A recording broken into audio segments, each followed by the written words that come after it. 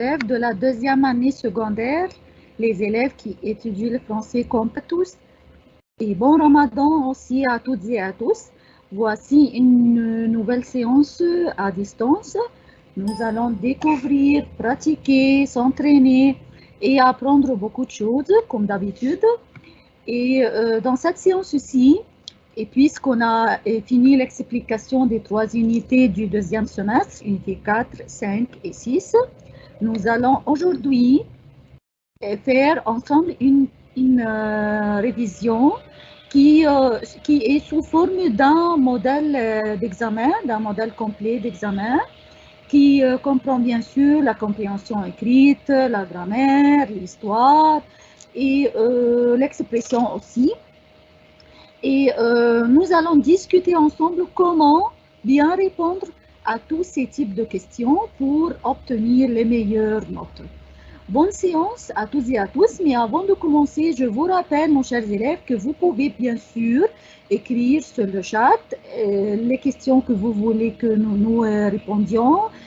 Aussi, vous pouvez écrire les réponses des questions qu'on va vous poser. Et aussi, vous pouvez regarder encore et encore toutes les séances sur la chaîne YouTube concernant la plateforme streaming. Commençons tout de suite avec la compréhension écrite avec Madame Regina. Bonsoir, chers élèves.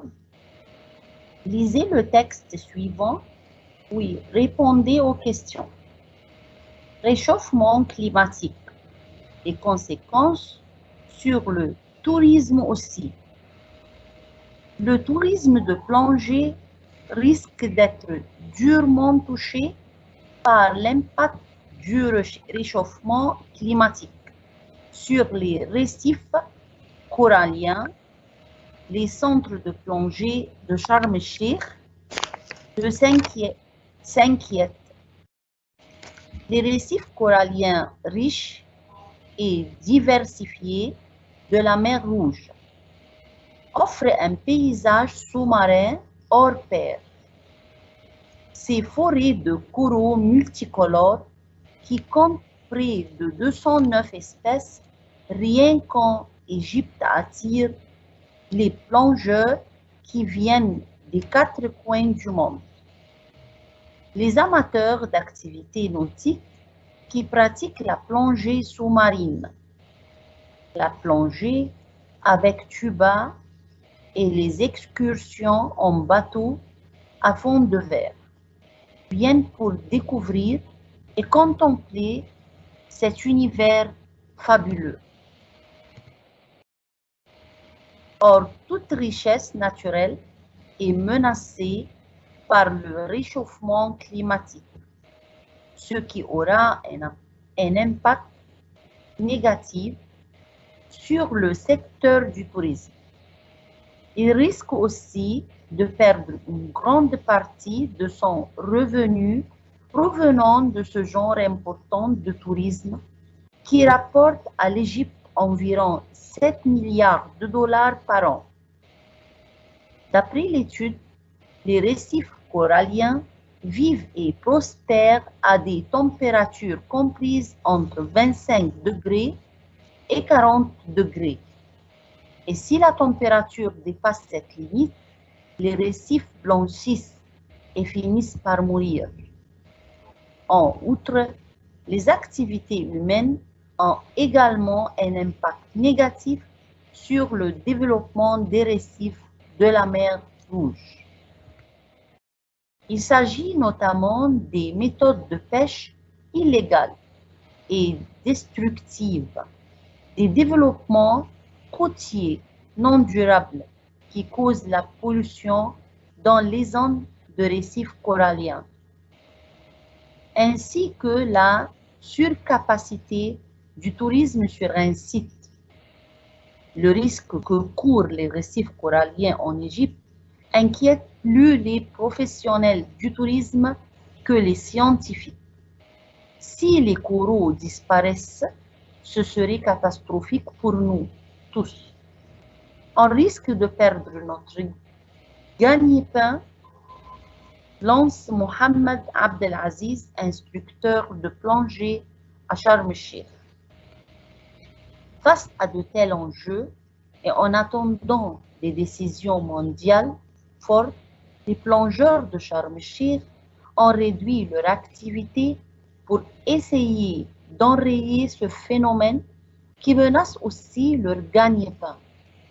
Et une grande campagne de sensibilisation a été lancée pour les employés des 269 centres de plongée existants à Sharm el-Sheikh afin qu'ils soient mieux informés des dangers qu'encourent les récifs coralliens et donc le tourisme de plongée.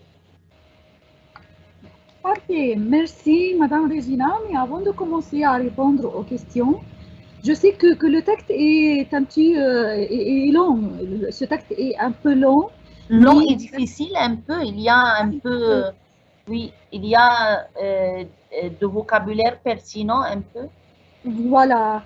Et en quelques clarifications de quelques vocabulaires, peut-être ça vous aiderait à bien comprendre ce texte. Par exemple, le récif corallien, vous connaissez? Le récif corallien, mes chers élèves, est une structure naturelle qui se trouve surtout dans notre pays. Si vous faites de la plongée sous-marine, vous pouvez bien sûr trouver beaucoup et énormes de récifs coralliens et qui sont essentiellement formés par les coraux.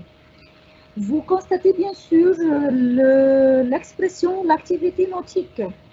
Ce sont les activités qu'on pratique ou que se pratique sur l'eau et sous l'eau. Sur l'eau, c'est-à-dire sur le bateau, en bateau, et dans l'eau, c'est-à-dire en plongeant sous-marin.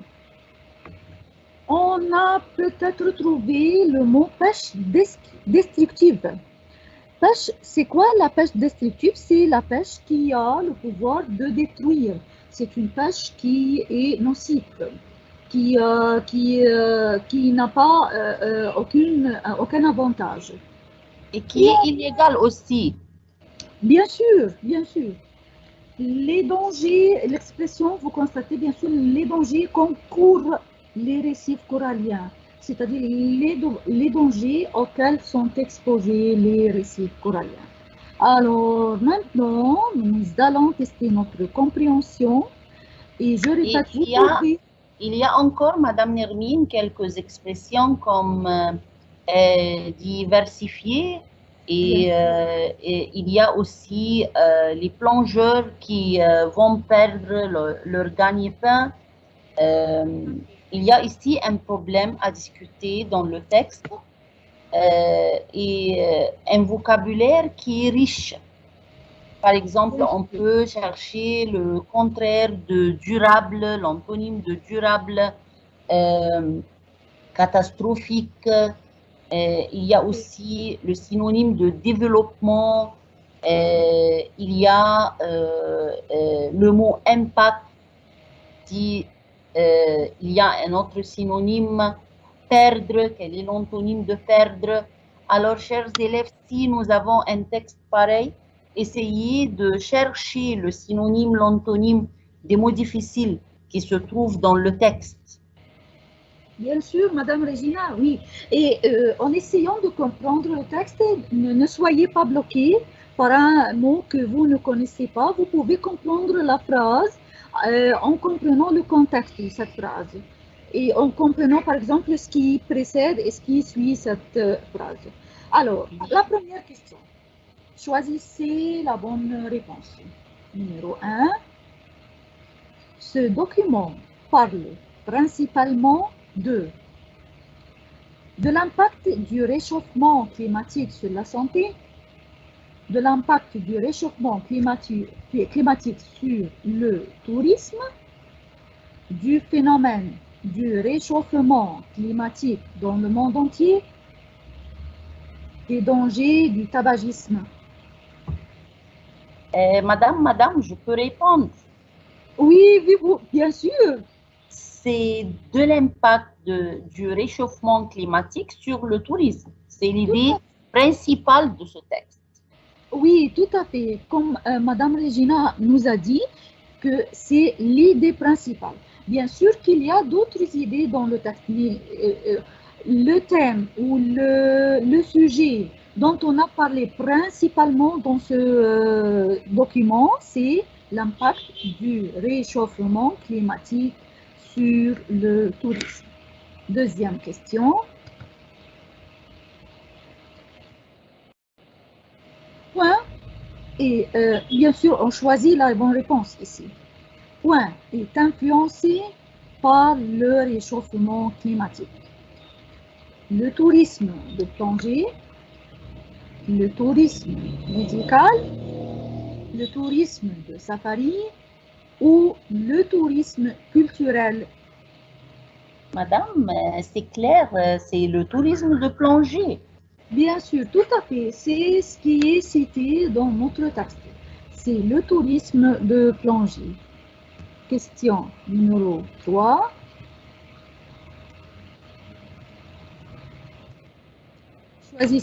Choisissez la bonne réponse. Les conséquences du réchauffement climatique n'ont pas d'influence sur le revenu national, diminuent le revenu national, augmentent le revenu national ou doublent le revenu national. N'ont pas d'influence sur le revenu national. Et c'est plutôt diminue le revenu national. Oui, bien sûr, quelques élèves ont pensé que la réponse, c'est non pas d'influence. Mais en relisant le texte, vous allez trouver que les conséquences du réchauffement climatique diminuent le revenu. Voilà. Alors, chers élèves, ça nous indique bien de faire attention si la phrase contient la négation. Il faut observer bien si la phrase a un lien avec la réponse ou non. Voici, moi j'ai douté fort, non pas d'influence sur le revenu national ou diminue le revenu national. Le plus logique, c'est diminue le revenu national et pas non pas d'influence sur le revenu national. Exactement, exactement. Et en cherchant la réponse, vous devez certainement lire et relire encore et encore le texte pour trouver la bonne réponse. Question numéro 4. Choisissez la bonne réponse. Le phénomène du réchauffement climatique aide les professionnels et les scientifiques et négligé de la part des professionnels et les scientifiques, rassure les professionnels et les scientifiques, préoccupe les professionnels et les scientifiques. Madame, je réponds. Bien sûr. Alors, c'est préoccupe les professionnels et les scientifiques. Bien sûr, parce que c'est un phénomène qui est, c'est un phénomène important qui influence beaucoup de secteurs. C'est pourquoi ce phénomène préoccupe les professionnels et les scientifiques. Et le mot préoccupe, ça veut dire donne l'inquiétude, avoir l'inquiétude de quelque chose. Alors, les plongeurs ont l'inquiétude de la disparition des récifs coralliens. Ainsi, les scientifiques cherchent à comment protéger cette surface naturelle. Tout à fait. Alors maintenant, nous allons répondre aux questions portant sur le même document, mais cette fois-ci, on va dire ou écrire. Dans l'examen, vous allez écrire votre réponse d'après le document. C'est-à-dire que vous cherchez la réponse dans le document et vous allez l'écrire. Et ce type de question est parmi les 30% que vous allez répondre sur des papiers séparés que les choix multiples. De ce type de question, quel est l'impact nocif de l'augmentation de température sur les récifs coralliens? Moi, madame. Oui, vous pouvez répondre, bien sûr. Les récifs coralliens vivent et prospèrent à des températures comprises, comme on le sait d'après le texte, entre 25 degrés et 40 degrés. Et si la température dépasse cette limite, les récifs blanchissent et finissent par mourir. C'est ça, c'est pourquoi le réchauffement ou la température élevée est dangereuse pour les récifs coralliens. Et c'est déjà cité, c'est clair et net et cité dans le texte. Si vous vous référez au texte, au document, vous allez trouver certainement cette réponse très facilement. Question numéro 2 de ce type. Pour quel objectif une grande campagne de sensibilisation a été lancée à Sharm el-Sheikh? Et il y a une grande campagne de sensibilisation a été lancée pour les employés des 269 centres de plongée existants à Sharm el-Sheikh afin qu'ils soient mieux informés des dangers qu'encourent les récifs coralliens et donc le tourisme de plongée. C'est pourquoi cette campagne a été créée, a été établie pour informer les gens, pour informer les habitants des dangers de la température élevée, du réchauffement climatique pour les récifs coralliens et pour le tourisme en général. Oui. Alors, troisième question que vous pouvez trouver, bien sûr, dans n'importe quel examen, trouvez un autre titre pour ce texte. Et pour répondre à cette question, vous devez bien sûr comprendre l'idée générale de ce texte et trouver un titre convenable pour ce texte. Vous pouvez dire par exemple le réchauffement, un danger pour le tourisme. Par exemple, vous pouvez trouver un autre titre. Vous pouvez dire aussi les dangers, par exemple les dangers du réchauffement climatique sur le tourisme à Sharm el-Sheikh ou un autre titre. Ce qui est important en répondant à cette question, c'est que la phrase soit grammaticalement bien construite et que cette phrase exprime l'idée principale de ce document. Répondre maintenant. Nous allons répondre aux questions portant sur les synonymes. Trouver le synonyme avec bien sûr des choix multiples. Et remarque, Madame Nermine, est-ce qu'on peut avoir 5 choix, par exemple, à l'examen et on choisit 2 réponses possibles ou on travaille toujours sur les 4 réponses et on choisit un? On peut trouver les deux, mais de toute façon, vous pouvez certainement vous assurer de la consigne de la question. Si la consigne nous demande de trouver le synonyme, c'est-à-dire un seul synonyme, ou les synonymes, voilà. ou les 2 synonymes. Voilà. Et si la consigne me demande de trouver les synonymes, LES, donc je dois trouver plus qu'un seul synonyme. Et en ce cas-là, vous trouverez 5 choix à choisir 2 réponses correctes. Et par contre, si la consigne nous demande de trouver le synonyme, vous allez trouver 4 choix à en choisir un seul mot. Nous avons devant nous, sur l'écran, trouvé le synonyme de, numéro 1, durement.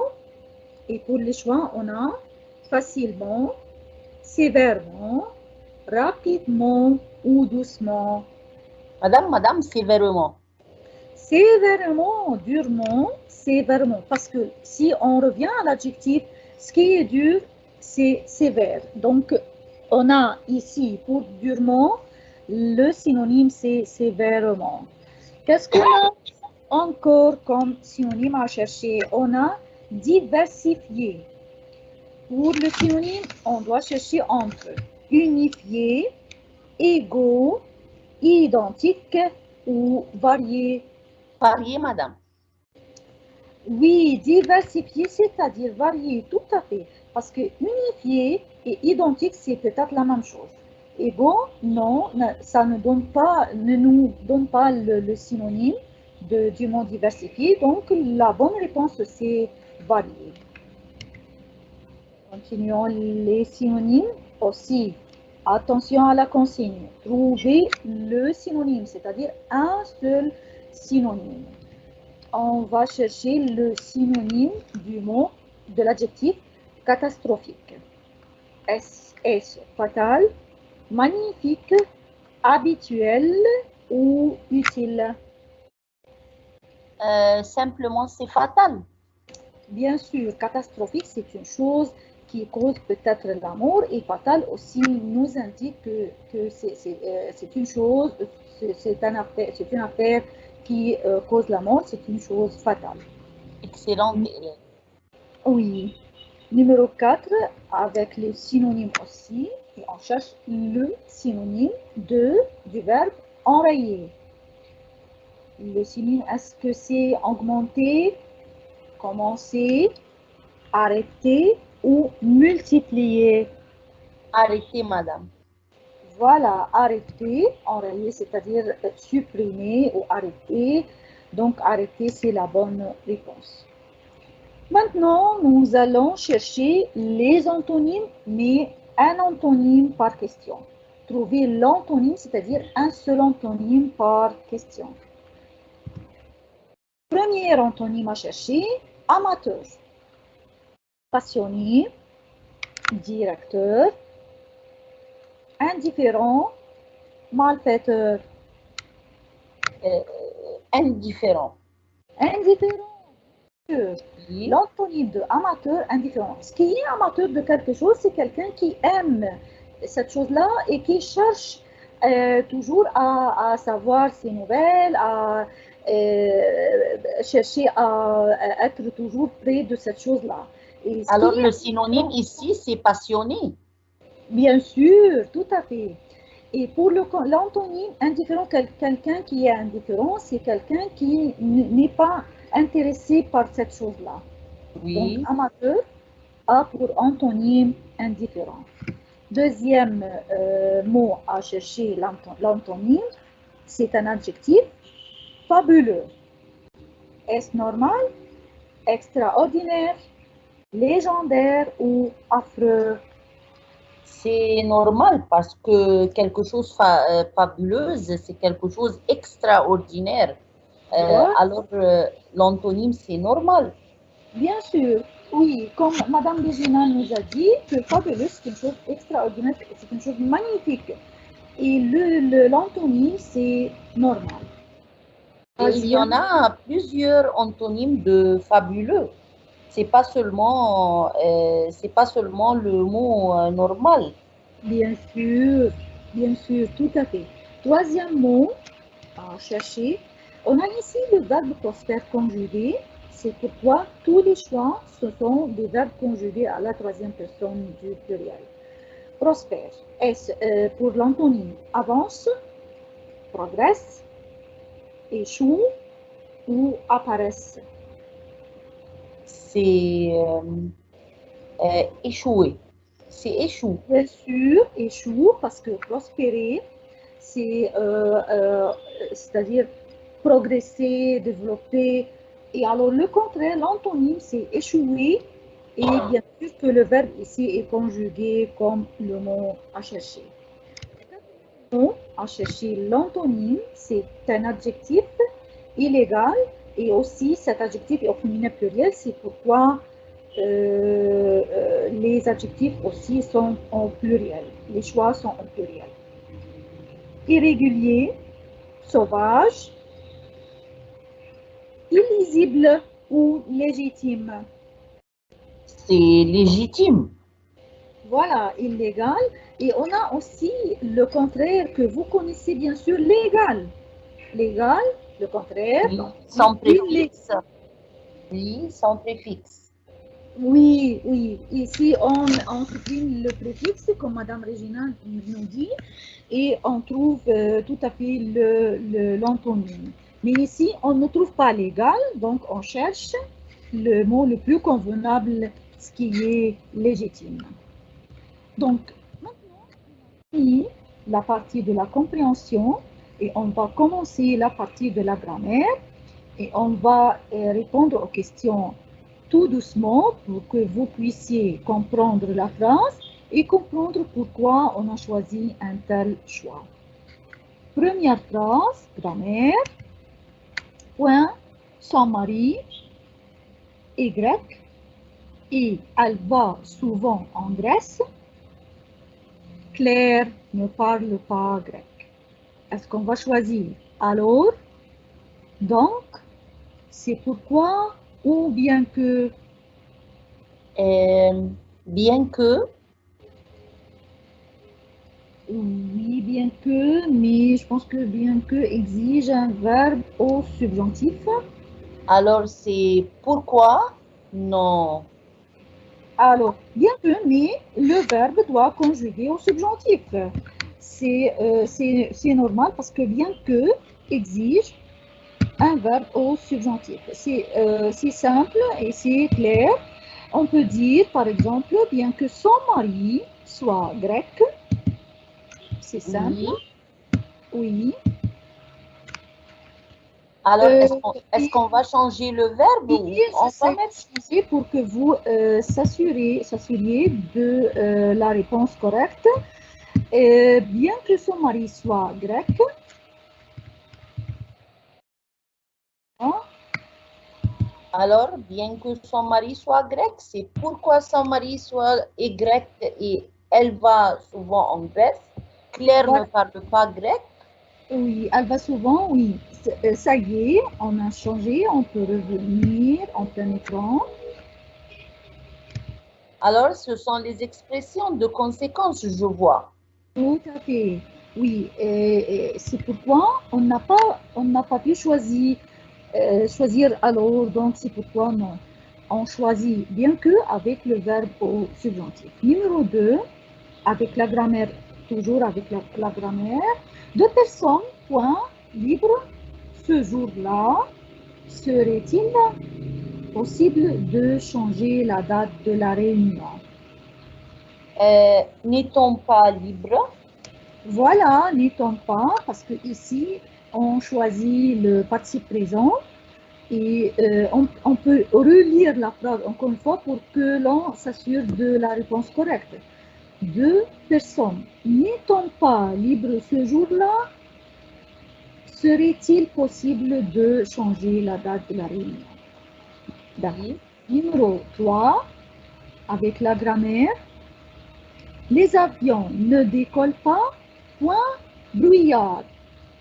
Parce Euh, à cause du, puisque, grâce à. alors, parce que ça ne marche pas, parce que je n'ai pas une proposition indépendante qui commence, ou une proposition subordonnée qui commence par un sujet, un verbe. Puisque c'est pour les interlocuteurs et ainsi il faut avoir un sujet et un verbe. Grâce à pour une conséquence positive. Et moi ici, je vois que l'avion ne décolle pas, alors ce n'est pas positif. La seule réponse correcte, c'est à cause du brouillard, parce que c'est à cause du plus non. Brouillard, c'est un non. Alors, la réponse correcte, c'est à cause du brouillard. Les avions ne décollent pas à cause du brouillard. C'est une conséquence négative. Voilà, impeccable, tout à fait. 4, avec la grammaire aussi. Point, il fait très beau ce week-end. Il y aura de nombreux automobilistes sur les routes dimanche soir. Puisque, cependant, malgré, en raison de. Euh, je vois ici encore, ce sont les expressions de cause qui conviennent bien avec la phrase. puisque c'est l'interlocuteur qui parle, alors je dois choisir puisque plus cause, puisqu'il fait très beau ce week-end. Alors, quelle est la conséquence? Il y aura de nombreux automobilistes sur les routes dimanche soir. Voilà, tout à fait. Et en plus, malgré et en raison de, exige un nom, doivent être suivis par un nom. Donc, Par un nom. malgré, en fait, oui. Et donc, la seule réponse correcte qu'on peut choisir ici, c'est puisque. Numéro 5. Nous ne ferons plus de bruit afin que papa dormir. Peut, a pu, pourra, puisse. Afin que, plus subjonctif, euh, Tout à alors fait. que c'est le présent, a pu c'est le passé composé, pourra c'est le futur, alors c'est puisse. Puisse, bien sûr, c'est le seul verbe conjugué au subjonctif. Et comme vous voyez, il y a afin que, et puisqu'on on trouve afin que, on doit choisir le verbe au subjonctif. Donc la seule réponse correcte ici, c'est puisse. Numéro 6. Je ne te croirai pas, tu me l'affirmer. Même si, pour, comme, afin que. On a dit afin que plus subjonctif, alors je vais laisser tomber afin que, comme doit être au début de la phrase. Pour, c'est l'expression de but. Alors, la seule réponse convenable, c'est même si je ne te croirais pas, même si tu me l'affirmais. Tout à fait, oui, c'est la seule réponse correcte, même si c'est la seule réponse correcte dans cette phrase. Et comme vous pouvez avoir cette habitude de relire la phrase avec le choix que vous avez choisi pour que vous soyez sûr de la réponse. Par exemple, je dis par exemple, je ne te croirai pas même si tu me l'affirmes. والله حتى لو عملت ايه مش مصدق. Oui, oui, tout à fait. Vous avez raison. Numéro 7, avec la même question de grammaire. Elle fait de la gymnastique tous les jours, aussi en forme. Elle est-elle, elle soit, elle serait. Euh, je pense aussi, est-elle en forme? Oui, pourquoi on a choisi est-elle en forme? On n'a pas choisi elle est parce que aussi, comme mot de liaison, exprimons la cause bien sûr, et, exige l'inversion du sujet. C'est pourquoi on ne dit pas elle est, on dit est-elle. Et si on relit la phrase, elle fait de la gymnastique tous les jours, aussi est-elle en forme? Oui. Plusieurs heures sans m'arrêter, j'avais vraiment besoin de me reposer. Avait marché, est marché, marché, ayant marché, Ayant marché. tenez. Ok, très bien. C'est pourquoi on a choisi ayant marché. C'est parce que ça, ici, on utilise le participe présent. Si on relit cette phrase, pour que je sois sûre de ma réponse, je dis, ayant marché plusieurs heures sans m'arrêter, j'avais vraiment besoin de me reposer. Alors, une autre partie qui est une partie très essentielle, vous connaissez, il y a deux types. En commençant par le premier type de question, traduisez en arabe. Alors, je vais lire et je laisse cette fois-ci Madame Yermine pour traduire. Oui, bien sûr, mais on va lire le texte et on Oui, va chercher les mots difficiles peut-être et à la fin, on donne la traduction toute entière. ça va. Ça va. Le tourisme médical en Égypte. Lorsque nous parlons du tourisme médical en Égypte, Nous devons savoir que c'est incontestablement l'un des types de tourisme qui s'est répandu à l'échelle internationale. Il est pratiqué par les touristes se dirigeant vers des attractions qui fournissent des remèdes naturels basés sur des ressources naturelles telles que les ressources d'eau minérale, les bains d'eau sulfureuse et le sable chaud. D'accord, très bien. Et comme d'habitude, mes chers élèves, vous cherchez d'abord les mots difficiles qui vous paraissent difficiles et après on construit la phrase pour que la phrase soit bien construite du point de vue de la grammaire et compréhensible aussi. Par exemple, le mot qui est un mot qui se compose de plusieurs lettres, incontestablement. Ça veut dire quoi incontestablement en arabe? C'est-à-dire بالتأكيد, c'est-à-dire certainement. Et l'expression, par exemple, à l'échelle internationale. À l'échelle internationale, c'est-à-dire على المستوى الدولي. Et on trouve aussi ce dirigeant à quelque part, c'est-à-dire al-muttabihin. On a transformé le participe présent en un adjectif. Ce dirigeant, c'est-à-dire al-muttabihin. Des attractions, par exemple, c'est-à-dire مناطق جذب. Et je vous prie, Madame Regina, de nous lire le texte en entier de la traduction. Et il y a le mot remède aussi qui a comme, Voilà. Oui. comme synonyme médicalement ou etc. Et aussi le synonyme de incontestablement, c'est Voilà. vous allez trouver le contraire de traduisez du français en arabe. Alors il y a plusieurs synonymes plus faciles pour l'utiliser. Bien sûr, Madame Regina. Et Alors, nous sommes demandés, bien sûr, de traduire le texte en entier. oui, السياحة العلاجية في مصر. عندما نتحدث عن السياحة العلاجية في مصر علينا أن ندرك أنها بالتأكيد أحد أنواع السياحة التي انتشرت على المستوى الدولي ويمارسها السياح المتجهين نحو مناطق جذب توفر سبل الاستشفاء الطبيعية القائمة على الموارد الطبيعية مثل ينابيع المياه المعدنية وحمامات المياه الكبريتية والرمال الحارة. Voilà. Et vous pouvez bien sûr se référer à la traduction. Vous trouverez à la dernière ligne l'eau sulfureuse. C'est ça ce qu'on appelle en arabe al-miyah al-kabritiyya.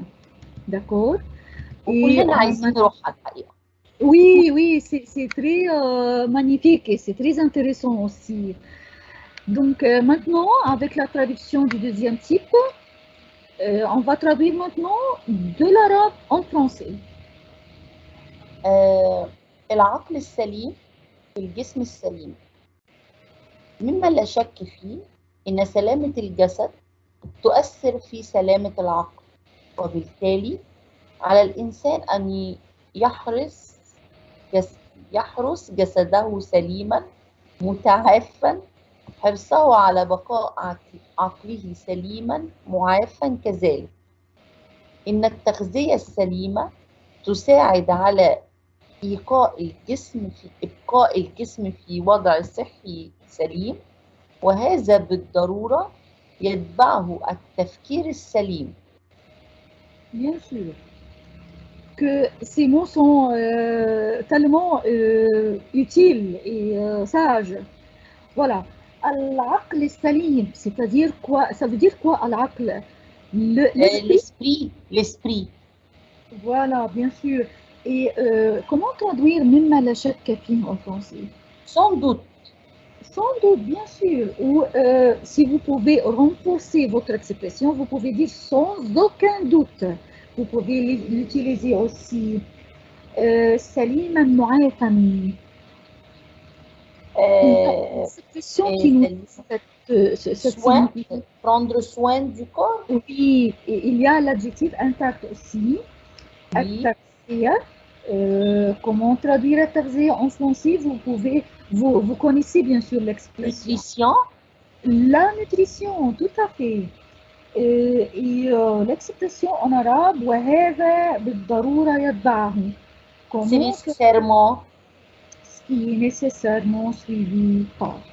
Alors, pour le texte en entier, en français, on peut dire L'Esprit Saint dans le corps saint.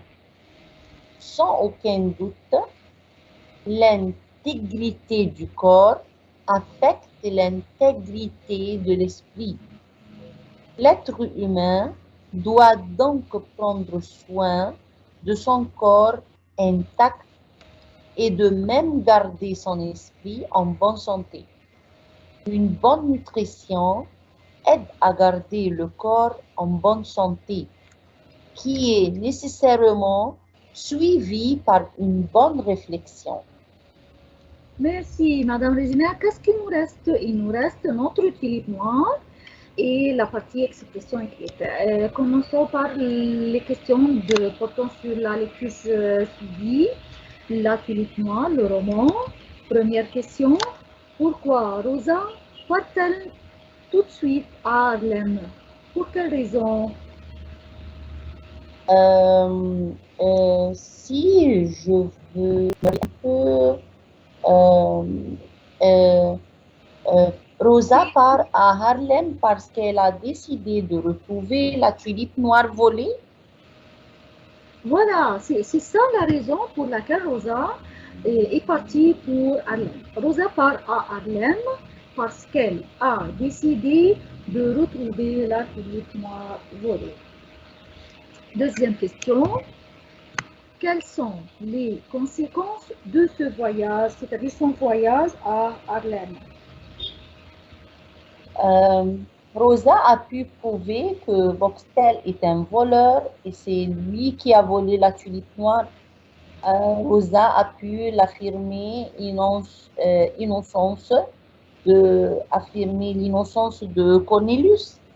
Voilà, ce sont deux bonnes raisons pour lesquelles Rosa est partie pour Harlem.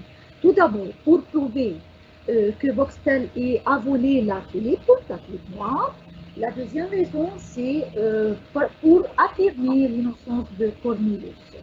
C'est pourquoi ce sont les deux bonnes raisons pour lesquelles Rosa est partie pour Harlem. Donc, on va chercher maintenant la signification de quelques expressions. Mais avant, on va lire cette phrase, extrait de l'histoire. Bon, je crois que Van Baerle ne va pas faire de vieux os. Il ne mange plus, il ne se lève plus. Que signifie vers de vieux os? On a des choix. Ne pas manger, avoir mal aux os, ne pas vivre longtemps, soigner les os. Ne pas vivre longtemps. Tout à fait, parce que cette expression a un sens spécifique. Faire de vieux os, c'est-à-dire ne pas vivre longtemps. Une autre question. Ah, dit-elle en souriant, je dois vous dire que votre tulipe a couru un grand danger. Que signifie l'expression courir un danger? S'enfuir d'un grand danger, se débarrasser d'un danger, ne pas avoir peur du danger ou être en un grand danger. Être en un grand danger, c'est plutôt logique. Et oui, c'est ça, être en grand danger. Et parce que courir un danger, c'est-à-dire souffrir d'un grand danger. D'accord? Donc, qu'est-ce qu'il nous reste? Il nous reste la partie expression. Et cette partie aussi est parmi les 30% que vous allez écrire et vous allez trouver à part des questions à choix multiples. Par exemple, on peut trouver ce sujet-ci à écrire. Près préférez-vous faire de bonnes affaires pendant les soldes? Pourquoi? Ce sujet d'expression écrite est sous forme de question. Et pour répondre à cette question, donc vous allez bien sûr bien construire votre article, votre sujet, et commencer par une traduction. Qu'est-ce qu'on peut écrire comme introduction sur ce sujet? Vous pouvez bien sûr parler. Il s'agit de quoi? Il s'agit des bonnes affaires. C'est quoi les bonnes affaires? Comment? Quand? Peut-être pendant les soldes. Et où? Dans les grands magasins, les hypermarchés, et ainsi de suite. Et après, vous pouvez dire les avantages et les inconvénients de faire ces bonnes affaires. Et après, vous pouvez dire votre opinion personnelle et les causes de votre opinion. Pourquoi vous, par exemple, vous préférez faire de bonnes affaires ou non, et les raisons pour lesquelles vous avez dit ce point de vue.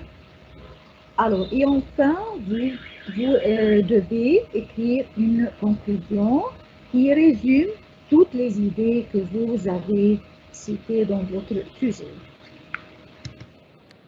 Alors, maintenant, nous allons